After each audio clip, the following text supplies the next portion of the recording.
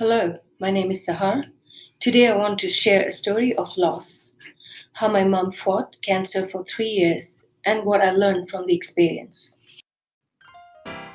My mother Aisha never thought anything was impossible. She went from high school teacher to stay at home mom to writing.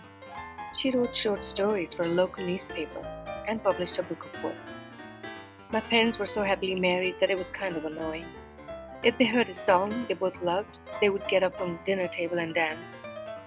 Their favorite song was Cherish the Love by Kool and the Gang. I was a junior in college when my mother was diagnosed with breast cancer. She was 49 and felt a lump in her breast one day while showering. She had just had a clean mammogram a few months before, but it nagged at her enough that she got it checked out. It turned out to be stage 1 breast cancer. She decided to have a mastectomy. My parents chose not to tell me what was going on until the night before the surgery. I got the news just as I had come back from a study abroad in Leicester, England. One second life was normal and the next it wasn't. I decided not to study abroad that following semester.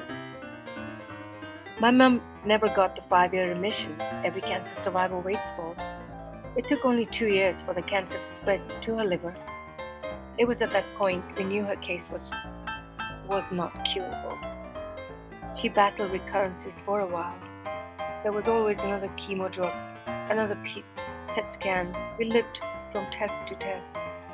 There were the highs of good test results and the lows of bad ones. There were calm periods too, as life went on, and my mother made sure that cancer didn't prevent her from doing things she loved. She always said she focused on how to live, not how to die. She and my dad went on a trip to Europe for their anniversary a year after her mastectomy. But nothing changed the fact that cancer was an unwelcome new member of our family. It was the most high maintenance one among us. It sucked. My mother died 3 years after her diagnosis. She died less than a week after she was admitted to the hospital. She checked in after feeling pain and weakness. Scans showed she had liver failure from the latest treatment and from the cancer itself. I'd wait for the brief moments when she was semi-alert and tell her as clearly as I could how much she meant to me. I'd also ask her questions. Are you worried about my future? It's like I thought she had some fortune-telling ability on her deathbed. After she died, it was a strange transition. When she was in treatment, I was always waiting for the other shoe to drop.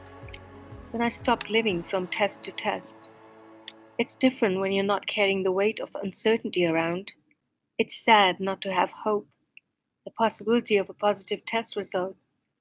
Now there was no more good news. All I could think was, how do I live without my mom?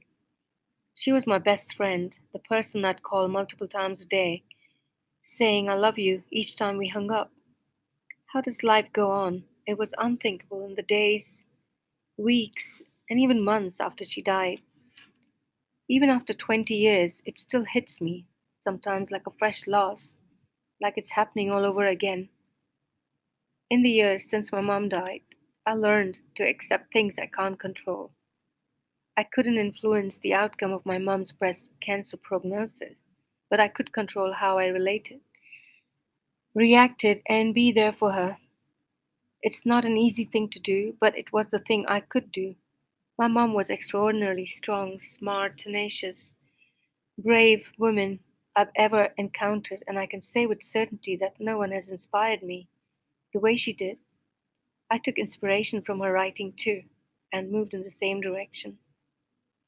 My mother always taught me to be the bigger person, to have compassion, to rise above, and above all, be my own source of strength. My brother, sister, and I became stronger as a family and celebrate my mom not just on Mother's Day, but any day of the year. Every time we get together, we cook our favorite meals and play her favorite song, Cherish the Love.